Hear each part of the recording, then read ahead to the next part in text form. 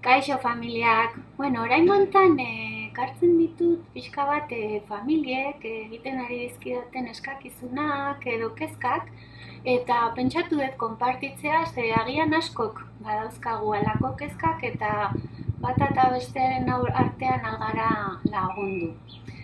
Familia asko galdetzen didate teknologiaren inguruan, ezta? Konfinamendua hasi zenetik, beraien seme-alabak edo etxean teknologian erabilera izugarri disparatu dela, eta mamuak sortzen zaizkigu, ea nola gero bideratuko dugun hori, edo ea gure seme-alabak adiktoak bihurtuko diren, ez? Nik familia hori komentatu diedana edo neri balio izan didana aholkatuko dizuet, baino beti ere familia bakoitzaren egoera desberdina dela kontutan izan, eta hori kontutan izan behar da baita ere martxan jartzerakoan edozein aholku edo edozein esperimentu, bai? Nik uste dut garrantzitsuena teknologian orain da kontutan izatea salbuespen egoera batean gaudela, berreskuratzen dugunean normaltasuna, berriro ere garrantzi ematen badiogu espazio libreari, kirolari eta beste ekintzei, berriro ere teknologiak beste toki bat hartuko du eta normaltasunera joango da egoera.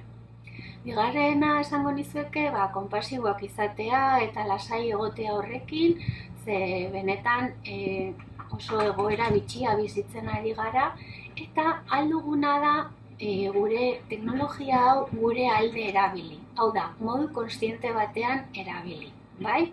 Niri 3 gauzatxo bururatzen zaizkit. Lehendabizikoa da, momentu batean nik edo familia bezala erabakitzen badugu nik nire burua zaindu behar dudala, aldiet pelikula bat jarri edo aldut erabili hori, nolabait bai helduak eta bai aurrak izateko gure espazioak, eta banatzeko pixka bat espazio horiek pixu batean gaudela edo etxe batean gaudela, eta modu horretan denak atsedena hartzen dugu, arnasa hartzen dugu, eta hori oso modu egokia da teknologia erabiltzeko. Bigarrena izan daiteke, momentu honetan beraiek ez dituzte harreman sozialak, ezta?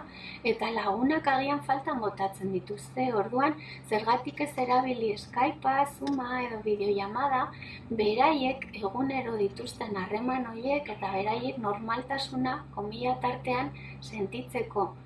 Makulu polita da, harreman horiek ere beraiek ez galtzeko, ezta?